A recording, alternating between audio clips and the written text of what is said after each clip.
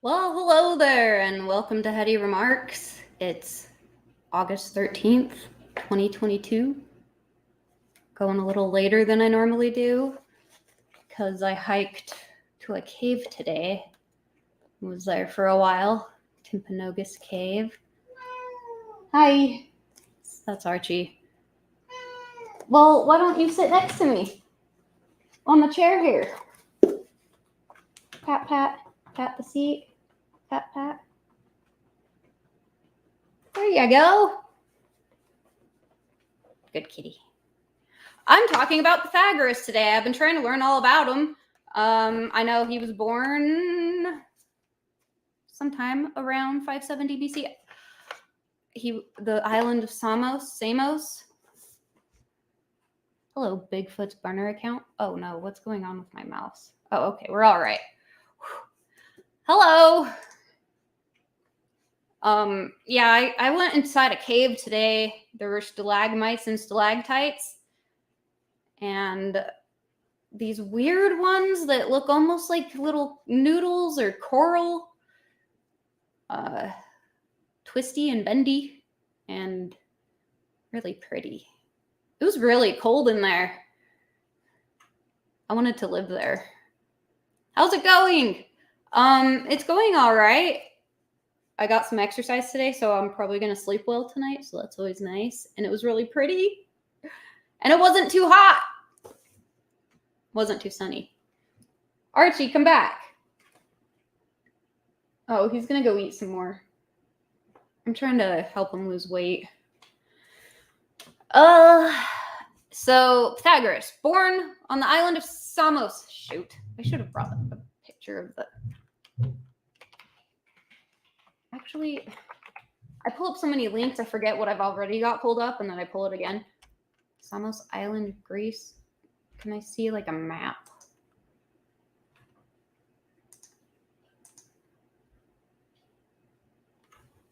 Which one? That one.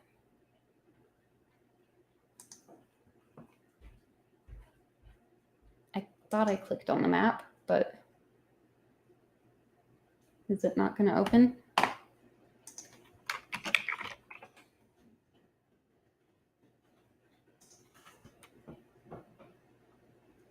Okay, that works. Whoa. Samos. What am I looking at? I need to see the shapes. Okay.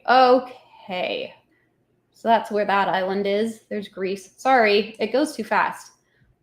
Albania, Greece. There's Italy. Okay. Anyway, that's where he was born. On that island. And his name was Pythagoras. Okay, before he was even born, his parents went to an oracle in Delphi while they were traveling. And they were like, will our travels... His father had like merchant business. And they're like, will the fates, be favorable upon our travels? And the oracle, instead of answering their question, was just like, your wife is pregnant. She will give birth to a great man who will influence people very much. Dang it. I need to look up exactly what she said. Hold on.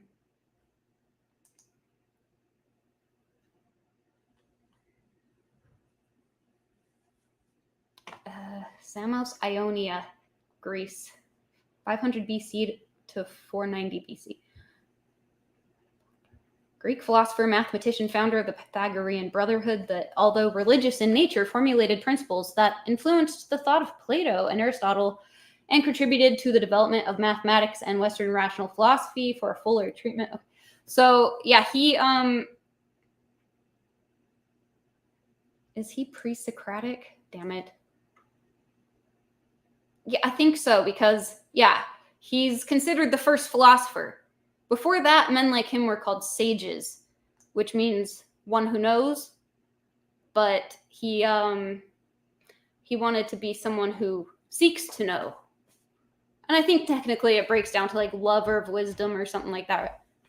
the word philosopher. But that's why they call him the first one, I guess. Because before that, they were called sages. And there's so many stories about him that are like probably not true. He became very mythical, almost like Jesus in a way. Like became just people thought he was like God-ish or like related to Apollo or something. Possibly Hermes, you know. And they told ridiculous stories. He went to Egypt. Yeah, my notes are totally out of order, but yeah, the oracle at Delphi said you're gonna have like a special, wonderful son, and because of that, it said the husband had the wife change her name because of this, and there's a lot of similarities, I guess, with Jesus. He had like followers and stuff. Anyway, she changed her name to Pythias, and then because of this oracle, who was like, damn it, I need to find where it talks about the oracle. I'm sure it's on one of these.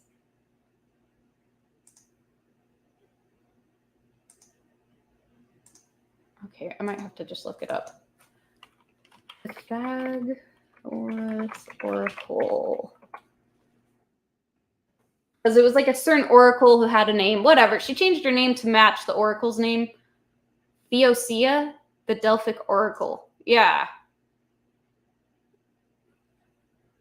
Okay, so anyway, that's why the wife changed her name, mom, wife, whatever. And he grew up and he was told by Thales to travel, and he did. He traveled visited the Egyptians, the Arabians, the Chaldeans, I don't really know much about them, and the Hebrews. Learned to interpret dreams. Learned 3 kinds of letters in Egypt: epistolic, hieroglyphic, and symbolic. I think the Chaldeans are in Babylon. He was a vegetarian for the most part. He had like really strict eating dietary rules, you know. Kind of weird sometimes, like not only don't eat beans, but don't even touch them. And that's a little silly. But then there's like this thing that's like, why beans were an ancient emblem of death. Hold on, let me share. Fava beans, specifically, I guess. There's like a picture of him. I'm good. Had his very own cult.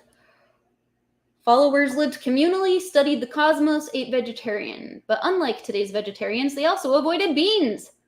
This wasn't just a quirk. Like the ancient Egyptians and Romans, they considered broad beans, also known as fava beans, a supernatural symbol of death.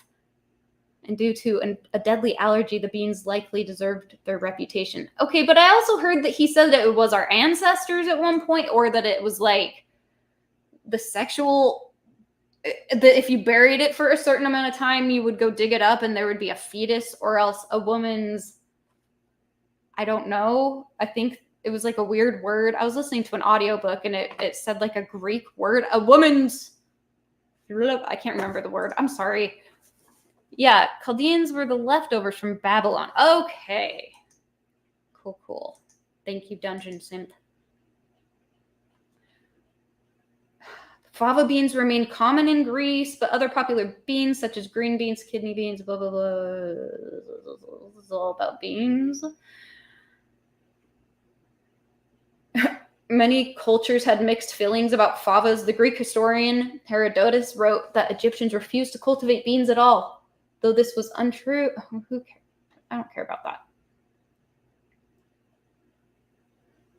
that. According to Pliny, Pythagoreans believed that fava beans could contain the souls of the dead, since they were flesh-like, due to the black spotted flowers and hollow stems.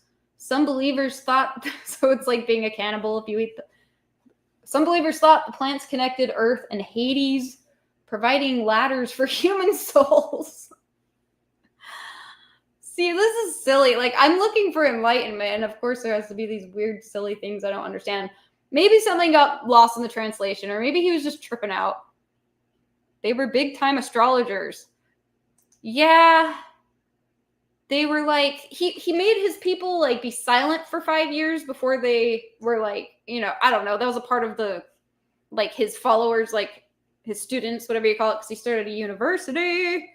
Yeah, 5 years of silence in his commune or his school or university. You could call it either, I guess. Dietary restrictions. Bread represents friendship. That's why you can't break it at the dinner table. Stay away from beans. Takes away your soul and contains the souls of ancestors. Okay, I don't know. It's just really funny. The beans association with reincarnation, also known as transmigration of the soul, and the soul made eating fava beans close to cannibalism. Okay, that's what I just said.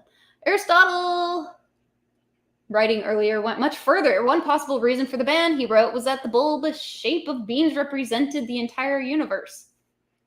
Whatever, you're just making up shit at this point. Nevertheless, other Greeks ate plenty of fava beans and Pythagorean beliefs were mocked. Okay, well, maybe they were right to be mocked. I don't know, but it starts talking about some weird disease that you could get from fava beans, I guess.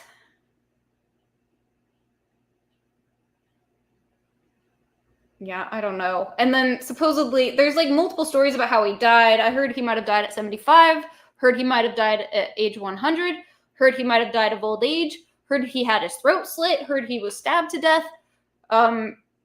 Because I guess some mob came and like was trying to kill them at one point, but it has alternate endings as to how that ended. They burned down their house, like the Pythagoreans. And then they say that they chased him to a bean field and he refused to cross the bean field and that's why he got murdered. There's just like, we have no idea. There's like all these myths. I feel like I got sunburned maybe today. It was really pretty up there. There in the mountains. And there were people like playing instruments in the caves. So that was cool. Apparently there's only like one other cave that we know of that has the weird tendril-like formations. It looked like coral in a lot of places. Coral! People with favism develop hemolytic anemia from eating favas or even inhaling the pollen from its flowers. Okay, well, I'm getting really hung up on the bean thing. I'm sorry. Hold on. Where is this? Do you see that? Hold on. This is a tetractys. Well, if I hadn't drawn the line, that would be a tetractys. I don't know. Whatever. They really worship the symbol, the Pythagoreans. 1, 2, 3, 4, 5, 6, 7, 8, 9, 10. 10 dots. 10 is the number of God. All right? Just accept it. It's the number for God, I guess. Unity, and whatever. I was trying to understand it. So, like, the dot at the top is like... Oh, that's the other thing. I couldn't figure out if he was, like, monotheistic or what. Because he's talking about Hercules 1 second as if he really existed and was a person, talking about, like, what he ate in this weird situation. So that's what we should eat in this situation. And then he's also talking about the monad, which is the one, which is, like, I don't know, not multiple gods. Are you doing mystery religions tonight or something? I just was doing, I guess, just Pythagoras and Pythagoreanism. And then I spent a long time on beans so far. And this symbol is magical. Supposedly, I don't know. I drew some cool things on it. Look. And then I colored it. I've got it right here. Apparently, this is the flower of life. That's what this is, like, the name they give it. But it's not perfectly even. My protractor is made of plastic. And I think I need, like, a more sturdy one. Like a metal one. But it is therapeutic and fun to draw shapes and then color them. I wish I had used different colors. I'm going to do something else and try to make it more perfect. So like this symbol thing is, he really liked the letter Y. He thought it was symbolic. Maybe it's like a path forks in a wood kind of symbolism. Left-hand path is bad. Right-hand path is good. You can see that the right-hand path is more difficult. Looks like it's got some thorny, I don't know, whatever. And there's like, for some reason, animals suspended off of each level. Roar! Anyway, you'll be fine up there. It's harder to get up there, though. But going this way is, like, easier.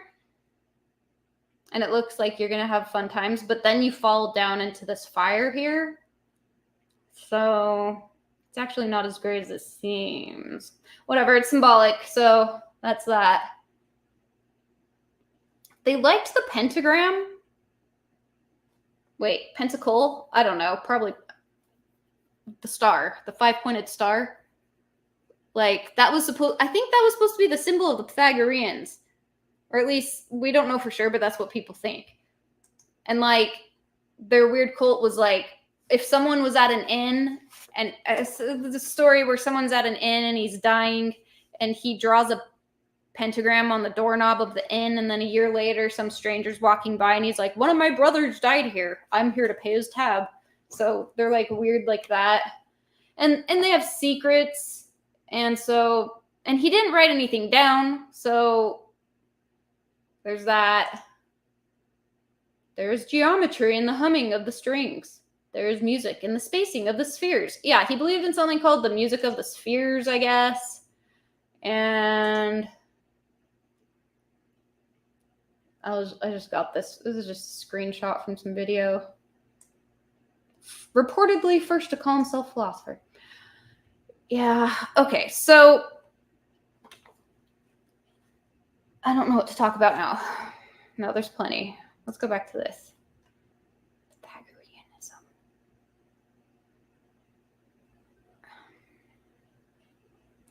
There's like some story that he supposedly, let me just go over. He was really into temperance, and I'm in agreement. I think temperance is cool. And fortitude, commensurable and incommensurable quantities. I still don't really understand that. I'm sorry. I was trying. It took me 2 weeks, and I don't know. I'm just not smart enough, maybe. Reborn into another body, a cosahedron, irrational number. Oh, supposedly he had a golden thigh. I don't know what that means either. I feel like that must be symbolic for something. He showed his thigh off to some guy at the Olympics one time. His golden thigh. And since he loves the number 10, he thought there must be like 10 planets. And since we could only know about, I think that he thought that the 10th planet was like something called the hidden Earth, or like the extra Earth, hidden 10th planet behind the sun that supposedly rotates around the sun in such a way that we never get to see it because it's always on the other side of the sun. I don't know. Because that would make it 10, I guess. He didn't write down his biography. Music made of numbers when broken down. Yeah, he played the lute. He would supposedly play like instruments to heal people. Certain notes that he thought would heal people for certain ailments and stuff. And, he let women study. He let women become philosophers. But, dang it, where's my note?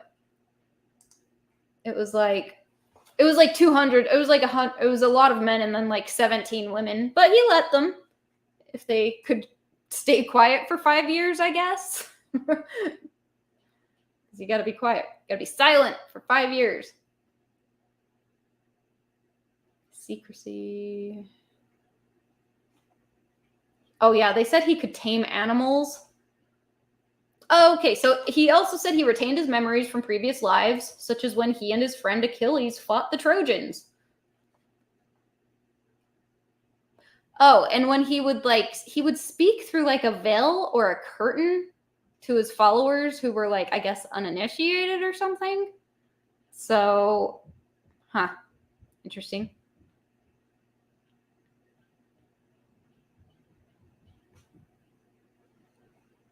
Okay, in this version of the story where he gets murdered, it was a guy who burnt his house down because he wanted to see his face.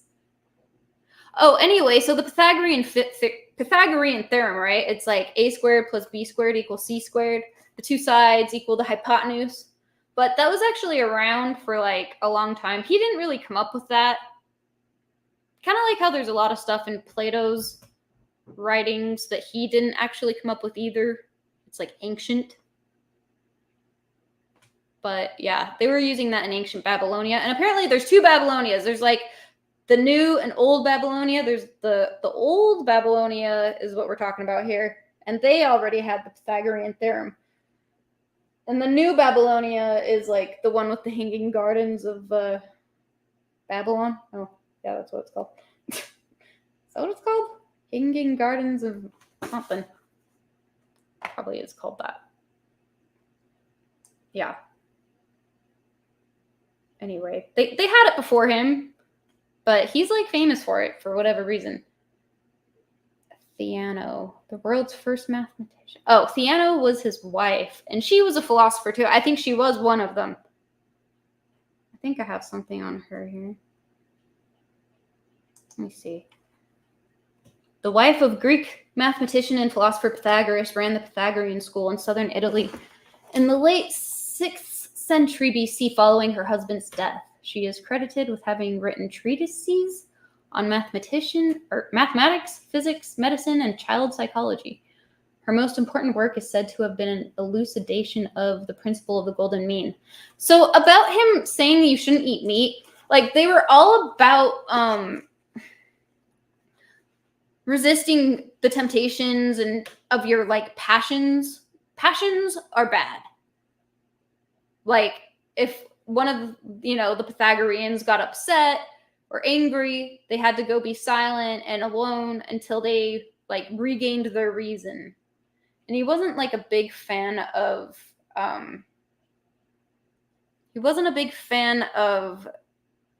alcohol, which I think alcohol is bad also. There's like this weird cup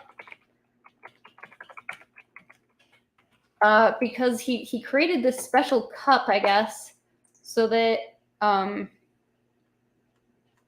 it, I had a picture of it. Maybe it's just on my phone.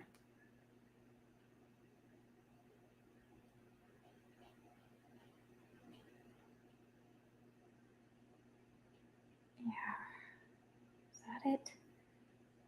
Okay, yeah. Maybe I'll just do this. I'm sorry. But that's what it looks like. It's like it's designed in a certain way. If I could hold still, maybe. It's so that you can't like fill it up too much. So you pour it in and it goes up that thing. And if you fill your cup up too much, it's going to drain out the bottom because there's a hole in the bottom. It's kind of like a weird, you get it. Practical joke cup. I don't think that, I'm sure it was meant to teach them temperance. Don't fill it up all the way to the top.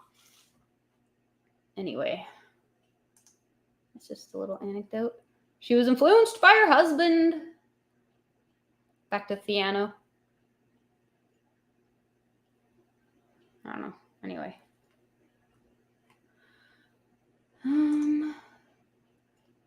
The tetractys. So those dots, the 10 dots in a triangle, it's a sacred Pythagorean symbol, a mathematical symbol that was devised by the renowned mathematician, philosopher, sage, and mystic. Okay, we get it. The divine power behind all creation and is associated with wisdom. Oh, so the first row has a single point that is representative of the creator, the active principle, the divine power behind all creation, associated with wisdom. The second row contains 2 points that represent the passive principle and are associated with friction, movement, impulse, strength, and courage. The third row with 3 points.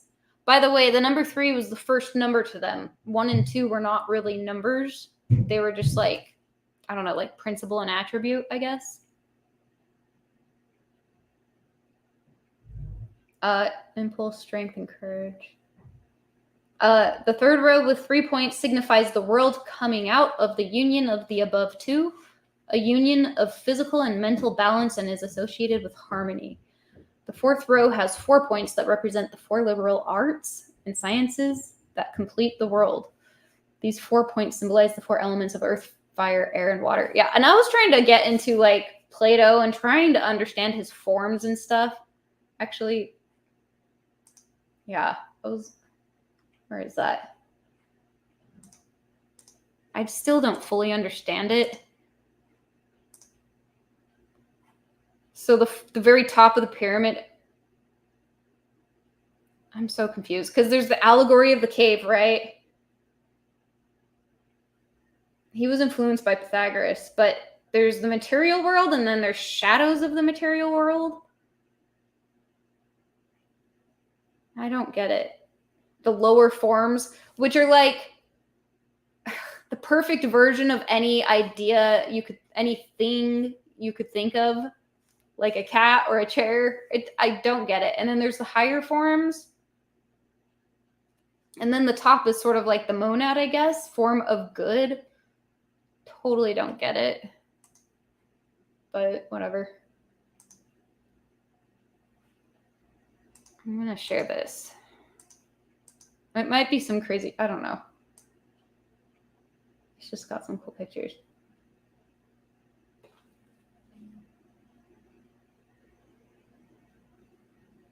Shit. I need to go back to what I was just reading, actually. I'm going to exit that. Hidden philosophy of the... No. That's Plato stuff. There's the... Yeah, so when you're a squared plus b squared equals c squared, only for right triangles. And also, they have to add up to be a right triangle. That has to... I can't remember. It's been too long. Dang it. That's supposed to be Pythagoras, I guess. He's bald. I heard he was supposed to be good looking. And like kind of young, I guess.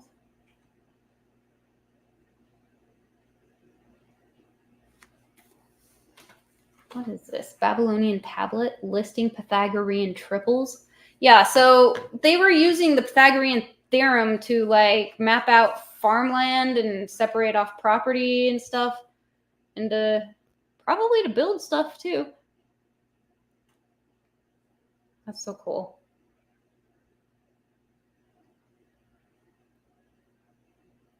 So when he returned home to Samos with all his teachings and stuff,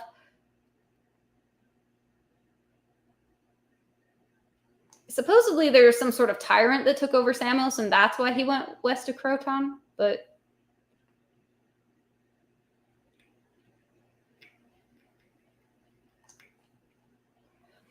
he mixed math with... He would teach about math mixed with theories of music, astronomy, and a range of other topics. He was the first one to notice that the evening star and the morning star are the same. Well, it's Venus, but I think I have something pulled up about that too. Here's the harmony of the spheres thing. Sorry. I need to oh, well, here's Venus, the morning star, and evening star. Of course, Venus isn't a star at all. And apparently Venus is just always hanging out next to the sun, and that's why we can always see it. And we can actually, almost just like the moon, we can watch it wax and wane. The orbit of Venus is inside the orbit of Earth. Unlike the outer planets, Venus is always relatively close to the sun in the sky. When Venus is on one side of the sun, it's trailing the sun in the sky and brightens into view shortly after the sun sets. When the sky is dark enough for it to be visible... Oh, that's the end. Sorry. That's the end of the sentence. That was a long sentence. When the sky is dark enough for it to be visible. When Venus is at its brightest, it becomes visible just minutes after the sun goes down. This is when Venus is seen as the evening star. When Venus is on the other side of the sun, it leads the sun as it travels across the sky. Venus will rise in the morning a few hours before the sun. Then as the sun rises, the sky brightens, and Venus fades away in the daytime sky. This is Venus, the morning star. Same star, also not a star. Okay, what else have I got? I pulled up Euclidean geometry for some reason. I don't understand a lot of this. Eleusinian mysteries. Okay, so I think Pythagoras was trying to learn about these, whatever these are, but he was also trying to bring back Orphic. Shit. Hold on. Okay, so they thought he was a demigod, son of the sun, Apollo, or the son of Hermes, the messenger god. Either way, he was divine. They said he can tame animals. He whispered into the ear of a she-bear, and she was never violent again.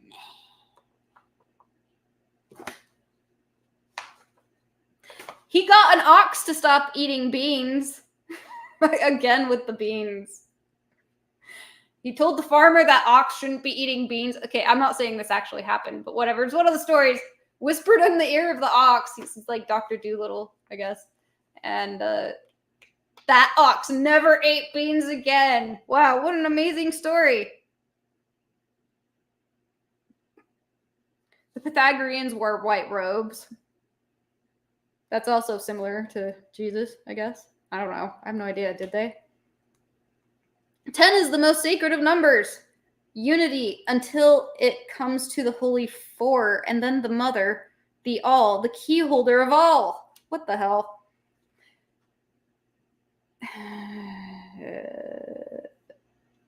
He tamed a bear. He got an ox to stop eating beans. He played the lute. Unity, the absolute. So 1, unity. This is so horrible. I'm sorry. And I can't play videos because I get strikes every time I play anything ever. Conservation of the universe, persistence and sameness. Participation in the first cause. That's all. 1. Number 2, duad. Twofold reason of diversity and inequality. Everything that is divisible, immutable. I don't know what immutable means. I guess I'm going to look it up. I know I've heard it before, but not subject or susceptible to change. Huh. So that's associated with the number 2. Okay, I really need to find what I was looking at before because it was like, it was going through the third row with 3 points signifies the world coming out of the union of the... did I already read it? I did. I already got to the bottom. Okay, the 4 points at the bottom symbolize the 4 elements of earth, fire, air, and water. Okay, I guess that's why I thought I should stop because I did read it all. The arrangement depicted in the tetractys symbol represents the organization of space, where the first row denotes 0 dimension, a point. The second row denotes first dimension, a line joining 2 points. The third row denotes second dimension, a triangular plane, and the fourth row denotes the third dimension, a tetrahedron. Yay! Welcome, Shane. Yeah, I'm just talking about Pythagoras, and I don't really understand, like, I don't know. I'm interested in the sacred geometry stuff for some reason, but I like never really get to where I feel like enlightened or like really like I get it. Like I don't feel like I've been initiated into the cult. So I don't know. Maybe we should look at what they believed. Like, for instance, one of his quotes was, "Don't lay a candle against a wall." And that meant don't waste your energy trying to educate the hopelessly ignorant. So these are all like metaphorical like that. It was in the time of parables. These are the precepts of Pythagoras. Go not beyond the balance. The balance or scale was the ancient symbol of justice. It represented a just measure of worth. I guess I don't need to keep sharing this. And hence, by extension, both lawful and honorable dealings. Don't exceed the bounds of the just laws of the nation. It's not a prohibition against violating arbitrary edicts that are unfair, but are enforced only by the threat of punishment. Rather, it warns against disgracing the dictates of the goddess justice, whose laws are always based on fairness and truth. See what I'm talking about? I'm like, so is he monotheistic or not? So it seems like he's not. He's kind of like monotheistic and polytheistic, which is contradictory, but thank you. I learned about sacred geometry through Nassim Harmon. Well, who's that? Is it like a YouTuber or something? Sorry, I shouldn't guess at who it is because it's sit not down on the bushel. That's sit not down on the bushel. What? So the bushel was the measure of grain given to each slave for his sustenance. So yeah, this is during slaves, but like, for instance, one of the guys, I don't know if it was supposed to be slaves or just his servants. It was talking about some time when he like came back to his farmland and found that not only had it not, it was one of the Pythagoreans, not only had it not been cultivated, but it had been greatly neglected or something like that. He was so angry and he's like, you're lucky I'm angry, because when they're angry, they have to go away and be alone until they're calm again. I don't know, because he was going to punish them, I guess. I don't know how it works. What does this mean? A bushel basket is most easily used for a seat when it is inverted. What are you talking about? So what does it mean? We should not merely accept what is given to us, but should strive to better our lot in life. That's what it means?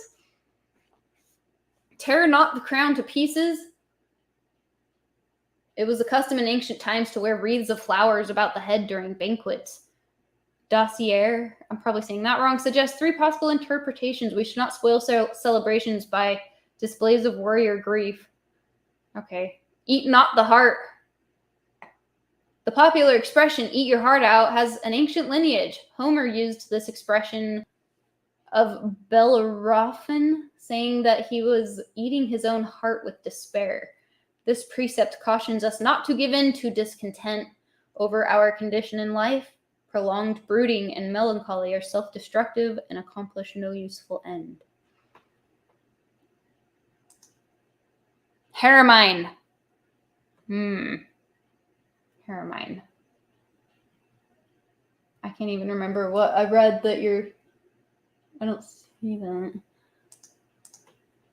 They were more servants, I think. Okay. Well, so when he was traveling to Egypt, apparently there were people, he was on the boat when he was traveling to Egypt. He was there for quite some time trying to like get them to initiate him. I want to be initiated, whatever. It's fine, whatever. But, and then they were discussing possibly kidnapping Pythagoras and turning him into a slave. So there was like possibility of getting turned into a slave here and there going on. But they decided he was so solemn and so quiet on the whole boat ride that they were just like, nah. I forgot I had coffee. It's cold now. Almost cold. Well, that's fine. How long have I? 38? I'm sorry. This one is kind of boring. Don't eat your heart. Stir not up the fire with a sword. Oh, yeah. That means don't upset someone who's like agitated. Like, don't poke the bear. That's how I would say it, I guess.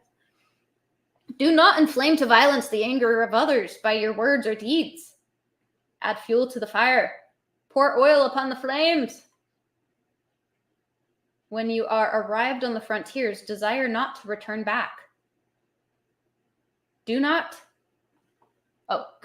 in the public way. Path of least resistance. And this is probably like, don't listen to the stupid multitudes. Yeah, avoid the easy avenue of popular opinion in favor of the narrow path of independent thought. I like to think I've done that.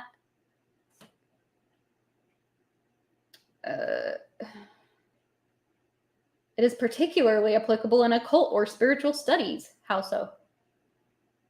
Those who accept popular opinion about difficult questions will never attain an informed understanding of the matter. So anyway, one of the versions of the multiple stories of how he died was that some guy killed him who he threw out of his cult because he discovered irrational numbers. Honestly, I really don't believe that. And then someone else I listened to, he's like a YouTuber, Theoria Apophasis. He was saying that Pythagoras totally knew about phi, 1.618 never-ending number. And he wasn't offended by irrational numbers, but it was a secret. It was a sacred secret. And then he talks a lot about Plato's divided line and how that's about the golden ratio. I don't know if he's just some crazy guy on YouTube, though, but he seems to know what he's talking about sometimes.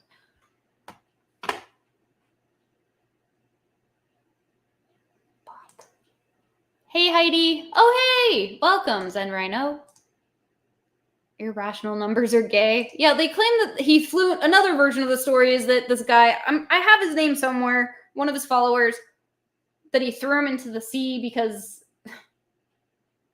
of irrational numbers? I don't know. He had to know about irrational numbers, didn't he? I mean, try to divide a triangle wrong and something might happen. I don't know. Because the Pythagorean theorem works on has to be a 90-degree angle and the sides can't be equal. Whatever. Theoria is the goat. Okay, cool. I like him too. I think it's funny. I think he's funny. I saw a bunch of older ones that he did where he would, because it was coming up when I was searching for Pythagoras. I kind of wish I could show one of them. Isn't it fair use? Damn it. I don't know. Because I had his video somewhere. Because he was doing like, I sent so many to myself. I should have named my emails to myself instead of just sending YouTube links.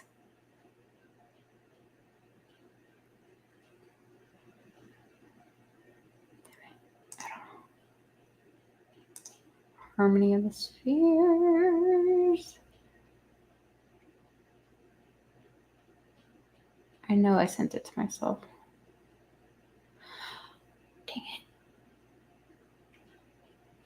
Okay, I could probably just search the same thing I already did, I guess. Sorry, I'm always doing that. Sorry.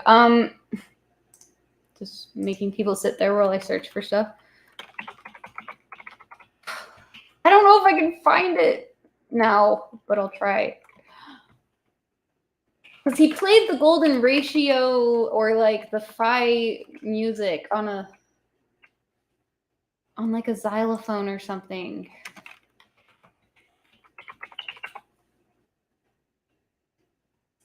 And it was kind of cool. I don't know. Oh, there it is.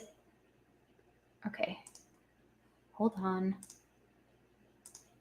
I said pause.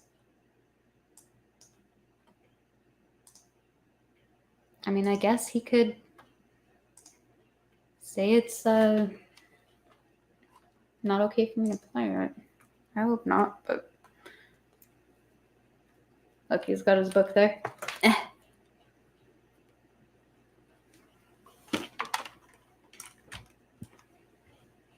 Did I share the audio too? Dang it. I don't know. I'll make sure I do.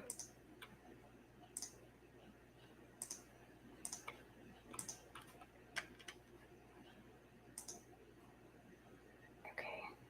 I might have to unmute. Okay. This is Pythagoras. Why were the ancient... Wait. Oh. I wish our number system wasn't based on 10. Well, why not? I think it's cool. I think it should be 12. Ancient Pythagoreans and Platonists so interested in harmonic ratios, and they certainly were not interested in music for the sake of music, but rather harmonics. Is that loud? The golden ratio to the Fibonacci sequence found in nature, found everywhere, and I'm the one that actually discovered that the golden ratio applies even to the most fundamental principle of the universe, geomagnetic precession and magnetic reciprocation, i.e. magnetism itself. So if the Pythagoreans weren't interested in music, then why are they through so many ancient wood cut? Hold on. I thought you were talking about math, saying volume is good. I'm like, oh yes, the third dimension is up. The fourth dimension is time. Things and whatnot, and also... And time doesn't exist. That's why it's like the golden ratio is like 1, 1, 2, 3, 5. Skips over 4. Whatever that means. Some older He explained it in a way that made sense, and I forgot. writings interested in musical harmonics. Well, it's just for a better comprehension, a tool and methodology to grasp harmonics in nature, as found in nature, which is applicable to anything. Something that's in harmony is that which is most simplex, self-reciprocation. So, well, that doesn't sound right. So if we apply the golden ratio here, okay, let's remove that. Okay, let's remove that. And let's remove that. Hold on. I want to show you the oracle at Delphi real quick. Because it's cool.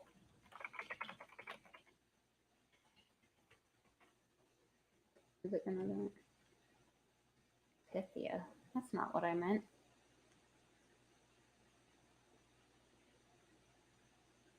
This one. I wish I could make that picture bigger. Dang it.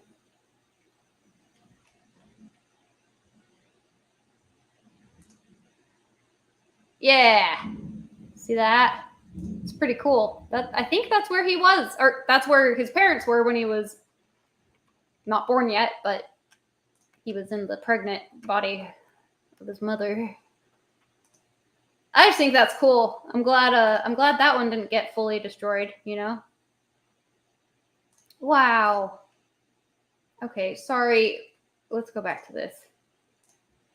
The Fibonacci sequence is 1, 1, 2, 3, 5, 8, 13. I agree. Time is happening. So at the same time,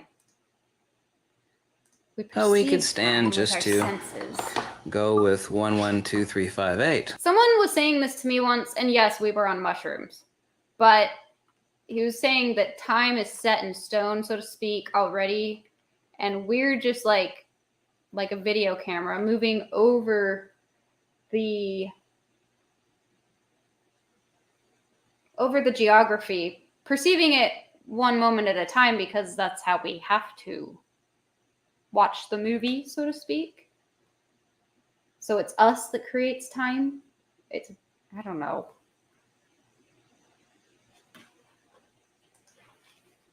All at the same time. Yes. The thing that doesn't exist is happening all at the same time. So now let's see what I don't understand the universe. I'm trying to. The harmonics of the golden ratio sound is applied to the premise of the Pythagoreans. 1, 1, 2, 3, 5, 8. What if we were to double up the harmonics and not only use the golden ratio here? Phi is nothingness divided by unity. But also apply the golden ratio to the interval between each note. So instead of 1, 1, 2, 3, 5, 8, we went 1, 1, 2, 3, 5, 8. So a temporal. So he's doing the rhythm in the golden ratio also now. Interval of the golden ratio. So not only striking out the golden ratio, but the golden ratio at a rate of the golden ratio. Yes. We have three-dimensional harmonics. So let's see how that sounds.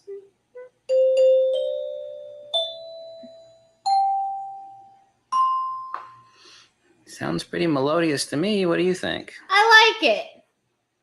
So that was that.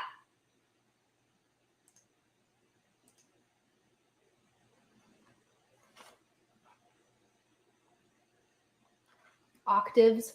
The numbers that intrigued Pythagoreans the most were those found in musical ratios. The only harmonious musical intervals to them were those produced, for example, by dividing a string with a bridge so that the two resultant lengths were in the simple ratios 2 to 1, 3 to 2, 4 to 3, or 5 to 4.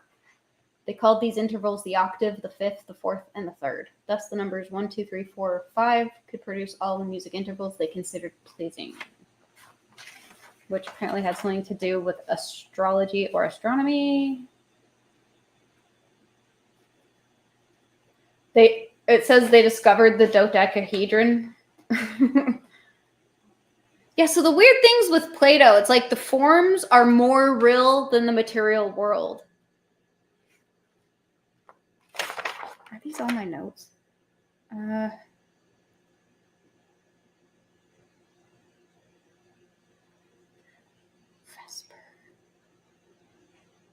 Vesper?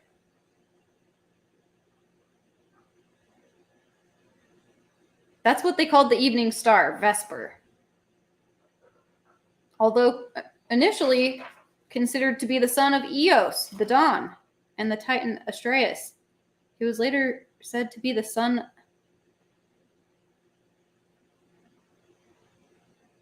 or brother of Atlas. It's talking about Hesperus. Sorry, anyway. He was later identified with the morning star, Phosphorus, or Eosphorus, Latin for Lucifer.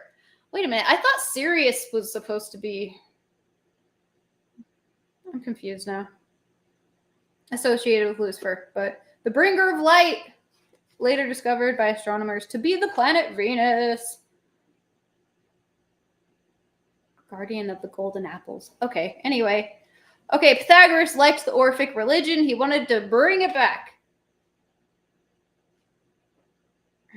Oh, Cylon of Croton was a leading citizen of Croton who led a revolt against the Pythagoreans probably around 509 BC, according to Iamblichus de Vita Pythagoreae. Cylon had previously tried and failed to be accepted into the Pythagorean order. However, the clearly pro-Pythagorean bias of Iamblichus's work means we should take this with a grain of salt. I can take these out. In the climactic moment of the revolt, a meeting house was set on fire as the Pythagoreans were debating inside. According again to Iamblichus, after the success of the rebellion, all debts owed were eliminated and property was seized for redistribution. This arguably resulted in Pythagoras being expelled from Croton. Okay. Path of self-realization. Oh, apparently his ability to communicate with and tame animals comes from Orpheus, who's supposed to have had that ability as well.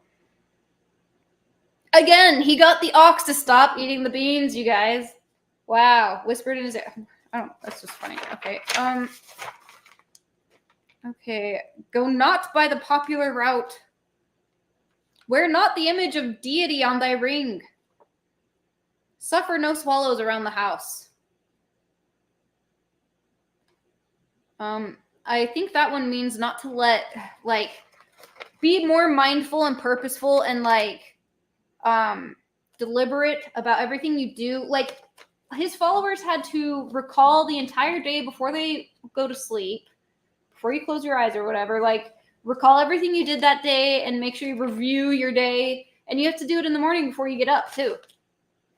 So they were really into memory and making sure that you're exercising your memory and thinking about what you're doing all the time.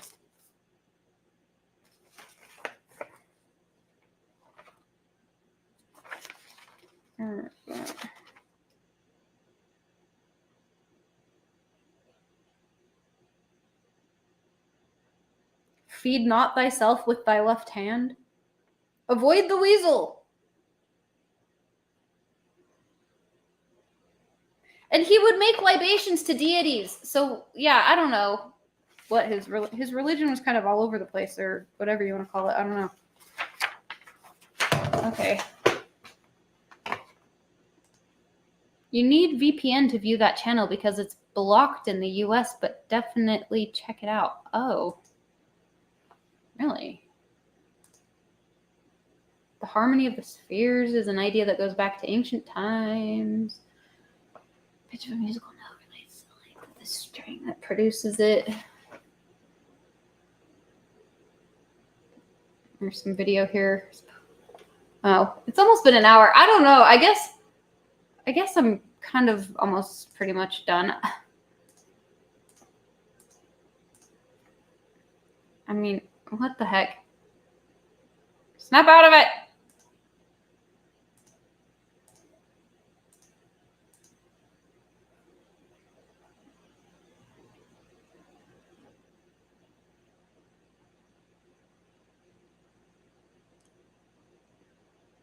Pythagorean survived in Italy for nearly 200 years after his death, and his doctrines continued to be taught until the 6th century CE.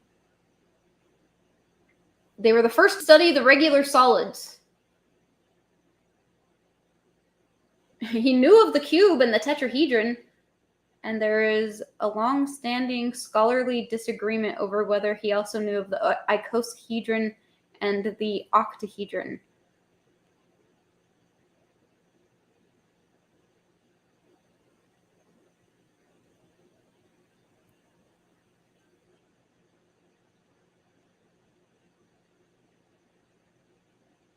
I don't know. They did not achieve, so they're purifying their minds. They didn't achieve purity by meditating, but by studying mathematics and science.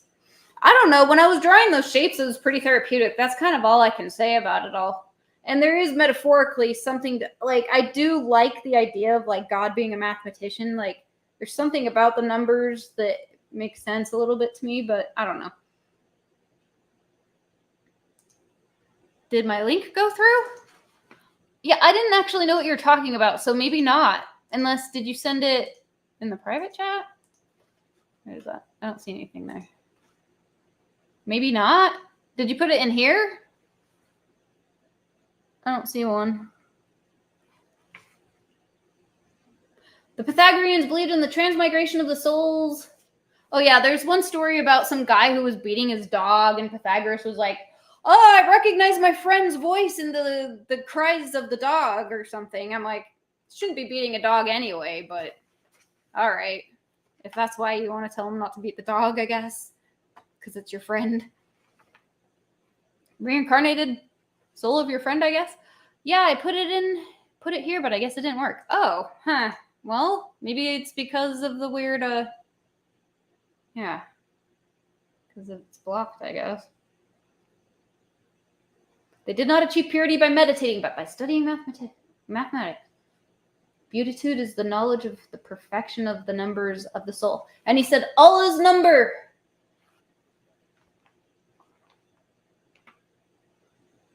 And so the Pythagoreans believe that God ordered the universe with numbers and that every number could be expressed as a ratio of two whole numbers. Well, that's where I'm confused, because he had to have known of irrational numbers. He had to have. Using modern terminology, the Pythagoreans believed that all numbers are rational. I don't think this is true.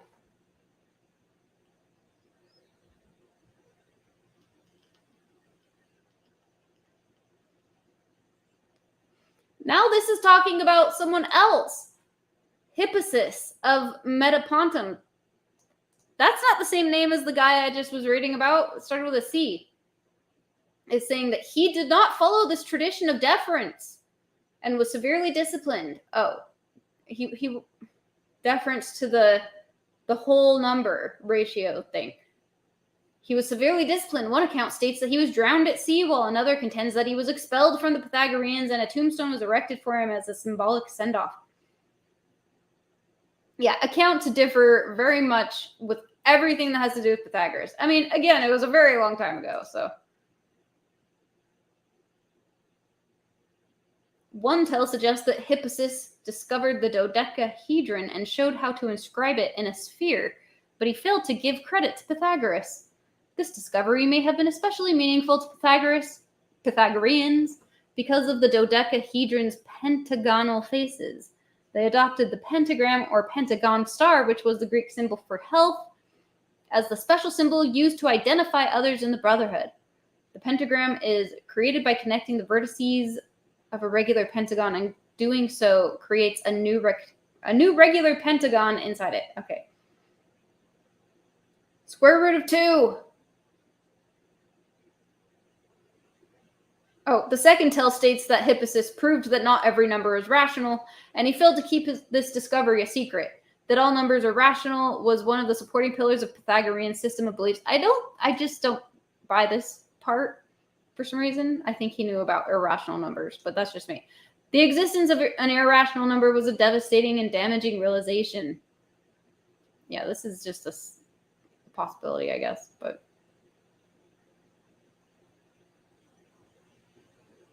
It's quoting Hamlet now. Okay. Hidden philosophy. No. Did we figure it out? Is there a hidden philosophy? Everything is a right triangle. Is it? That's not. Wait. Yeah. No, it's not. What's going on?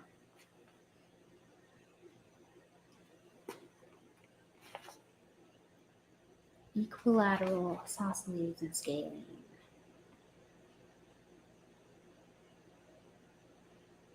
I think this isosceles one is the one that guy, that YouTuber guy, Fioria Apophasis, probably saying that wrong. He has a tattoo of that on his hand, and it's all supposed to be, goes beyond squares. Okay, I don't know, whatever.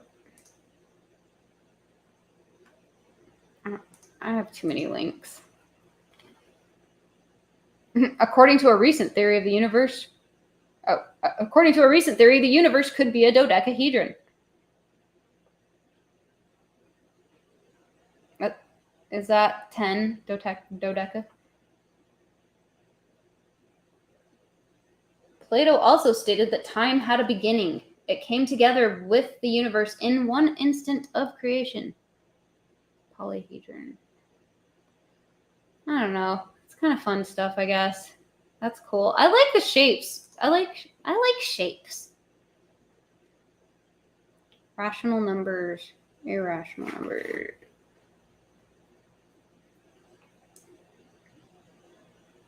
I don't know. I'm tired. I exercised too much today. Ooh. Shoot. Maybe I should have used that as the cover. That's Kepler's model of the universe. Yeah, Kepler was studying the whole spheres thing. I can X some of that.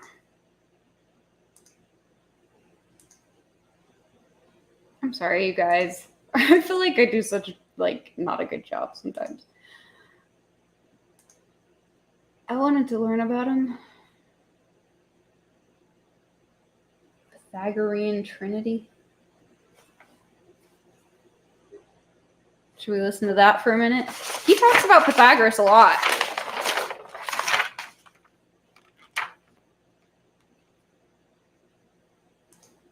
Deepest metaphysics. I'll click like.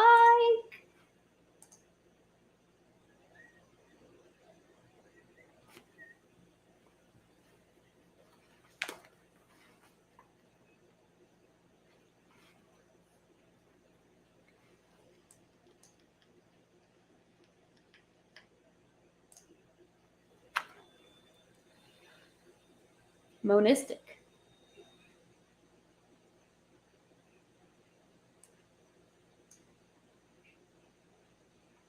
Oh yeah, so he always says all religion is secularized metaphysics.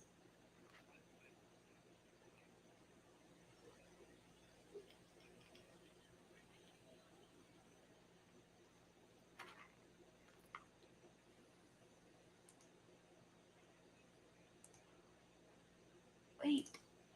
What? There's no sound on the video? Oh shit, I didn't share audio. I'm an idiot. I'm always doing that. I am so sorry. Okay, maybe I should start over. Maybe not. Digits. I'm sorry. First 5 digits of the Fibonacci sequence, which are 1, 1, 2, 3, 5. Let's repeat that again a couple more times. 1, 1, 2, 3, 5. 1, yes? 1, 2, 3, 5. First 2 digits 8. are the first set of the Trinity. The second 2 digits, 2 and 3, are the second set. And the third is the consubstantiality of the first 2 sets. Yes, here's the real, genuine, original metaphysical Trinity. I haven't explained anything yet. I'm getting to it, okay? So let's talk about 1, 1, 2, 3, 5. Talk about the Pythagorean Trinity, where it comes in. He talks about it very casually, like Pythagoras totally knew about phi, and if he knew about phi, he knew about irrational numbers. So that whole thing is yeah. And by the way, as far as the Greeks are concerned, 1 is not a number. 1 is a principle. Yes, it's not a number. It's a principle. Yes, yeah. I don't know if Okay. registers to you, but it's not a number. It's the principle. I've used this as a simple memorization and talking to people about this original trinity by having all of these words start with an M. They don't. Irrational numbers should just be numbers in themselves and not fit into our 10-base number system. Well, I guess that's what they do. Necessarily have to be these words, but it kind of works out. And that is monad, mind, magnitude, matter, and man. And I don't literally mean man as the third. You have to draw that line over the first two of the to show that they go on forever. Aspect of the Trinity, but as ontos, being consubstantiality between, of course, matter and spirit. And of course, I love going back to my radio analogy. Yeah, the broadcast, the actual signal, and of course, we could talk about the radio station that emitted the signal. And of course, radio emission is not an emission. This, of course, as I've said many countless. Help men to lift their burden, but not to put it down. That's times a perturbation. That's another one of the precepts. It means help people work for something, not to get out of work, I guess. Of the medium. That medium, of course, is the ether. I don't care what word you can say. Shake not hands easily with any man. A handshake is a bond of trust. It represents an accord or agreement. Do not pledge your support or compliance to anyone unless you are sure they merit your respect. I was thinking I'm going to stop shaking hands. Like, I always meet people and make it really awkward by trying to shake their hand, and it's weird every single time, and I'm going to stop. I'm not going to do that anymore. What do I do, though? Wave? I don't know. I have social problems. Okay. 0 point energy, you could say counter space, you could say subspace, you could talk about the Akashic realm of Edgar Cayce. It doesn't really matter. Mother Nature certainly doesn't care what silly human beings referred to pure potential, the original denotation of the term, the ether. Anyway, the broadcast from a radio, by the way, is not the signal. We all kind of suffer from that delusion in that the broadcast is saying, well, I tuned to XYZ frequency is the same as the broadcast. No, it's not the case. The broadcast is an interpolation by the radio with its processors, its chipset, and its antenna and other components. So Anne Hesh is like gonna be dead, or is dead, I guess, technically brain dead. Maybe I don't know if they took her off life support, but that's really been kind of fucking my head up lately because I just have like a great sadness for like crazy drunk women. I don't want to say like, do I want to say a soft spot? I'm also kind of scared of them though. So I don't know if that's the right word. I mean, I've been one, but I don't know. It's just really sad to me. She has 2 sons named Atlas and Homer. So like very Greek names, I guess, right? Kind of. I do that too. I don't know why I started talking about that, but it was weird because she like sat up really fast in the gurney before they put her in the ambulance, and I was like, she's alive.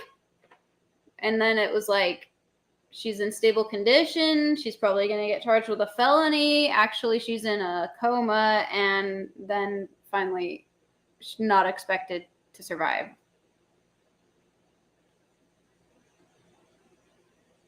I don't know. I guess I'm having a moment of silence for Anne Heche. I liked her in Return to Paradise and Wag the Dog, but man, she was going like 90 down that street. I shouldn't talk about it. I don't know. I just kept thinking about it for some reason, obsessively a little bit. Okay, moving on.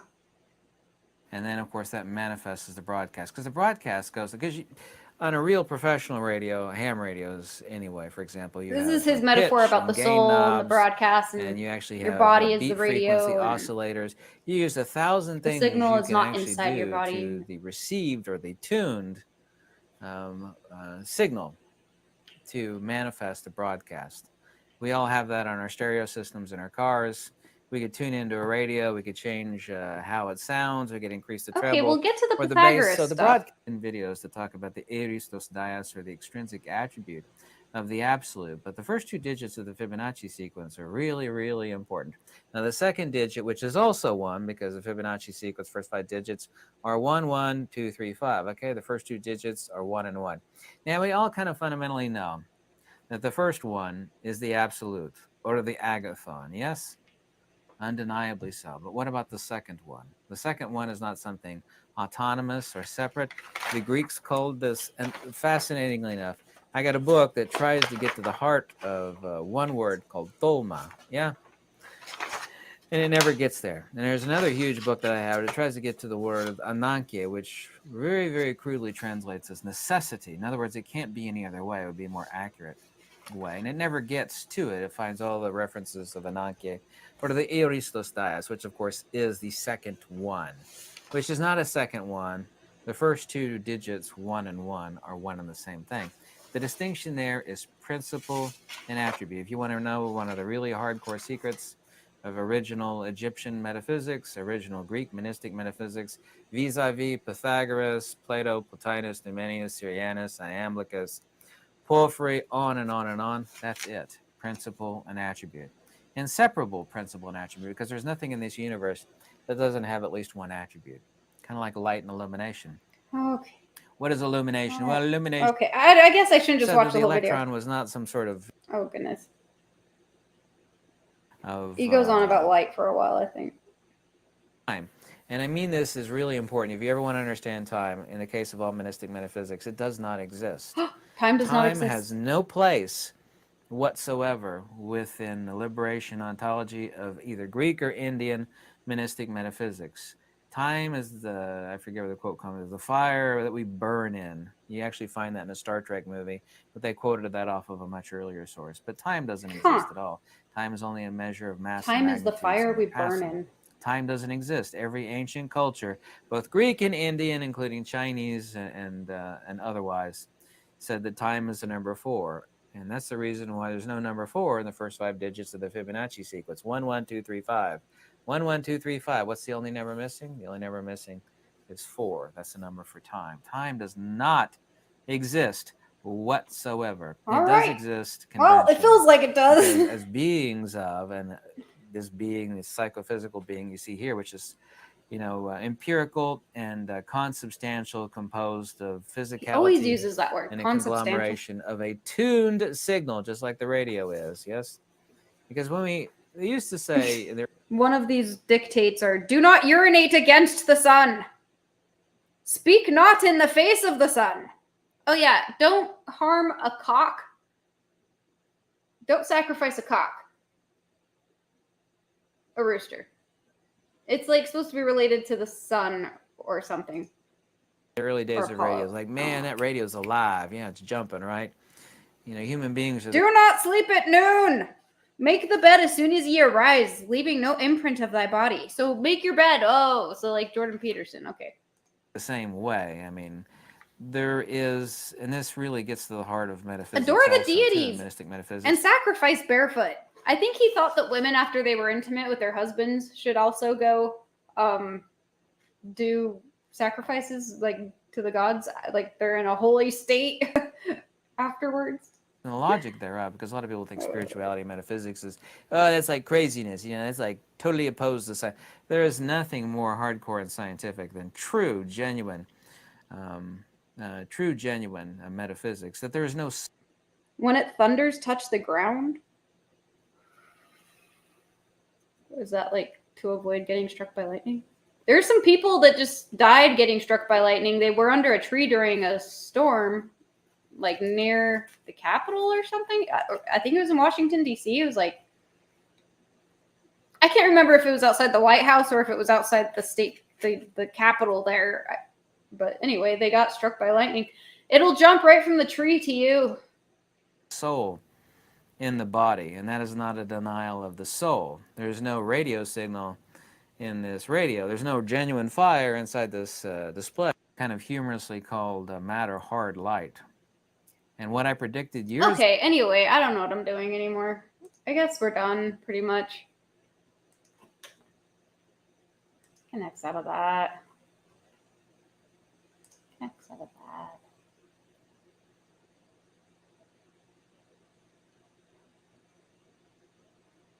Okay, Eleusinian mysteries. Most famous of the secret religious rites of ancient Greece, according to the myth told in the Homeric hymn to Demeter. The earth goddess Demeter went to Ulysses in search of her daughter, Cor, Persephone, who had been abducted by Hades, Pluto, god of the underworld. Friended by the royal family of Ulysses, she agreed to rear the queen's son. She was, however, prevented by the queen's unknowing interference from making the boy immortal and eternally young. After this occasion, she revealed her identity to the royal family and commanded that a temple be built for her, into which she retired. Okay, what's your point? Mysteries began with the march of the... Oh, this is... I don't know. Hall of Initiation.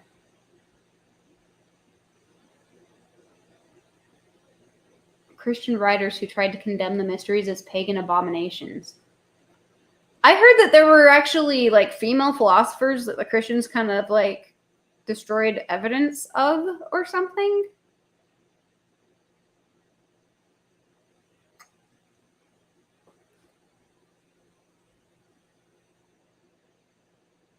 The mysteries were celebrated annually in the month of Boedromion, September to October. It included a ritual bath in the sea, 3 days of fasting, and completion of the still mysterious central rite. These acts completed the initiation, and the initiate was promised benefits of some kind in the afterlife. Okay, anyway, sorry. I don't know if I really got into the music of the spheres a lot, but I don't know. So, okay, so some people say that he believed the Earth was the center of the universe, and then other people are like, no, he totally knew about the sun because he said something about the center of everything being fire.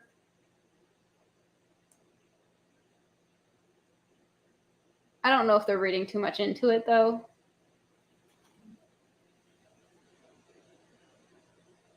Celestial spheres. Ooh.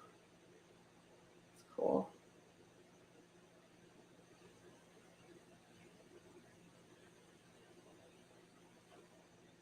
Oh, there's the Sephira. Okay. I don't know if we feel like we learned anything, but that's that. And I'll stop now because it's been an hour and 17 minutes. Okay, there was also supposed to be something about his name, like the specific spelling of his name that was magical that he would reveal to his initiates. I tried to figure it out. I have no idea. I looked at it in Greek. That's why I saw that there and made me think of it. But the end. I'm sorry. I'm going to stop. We talked about Pythagoras for a while. I was not sure if I should do an episode about, like, I want to, maybe next one will be about, like, the atomic bomb, like the Manhattan Project, Oppenheimer. I don't know. I was looking into Jonathan Pollard a bit, but it was just getting on my nerves. So I was like, I'm going to go to Greek philosophy and try to find enlightenment for a minute before I talk about things that make me angry again. Anyway, have a great time. Have a good night. Thank you for being with me, and I appreciate you. And yeah, cut not wood on a public road. Roast not what is boiled. Avoid the two-edged sword. Okay. Goodbye. Thank you.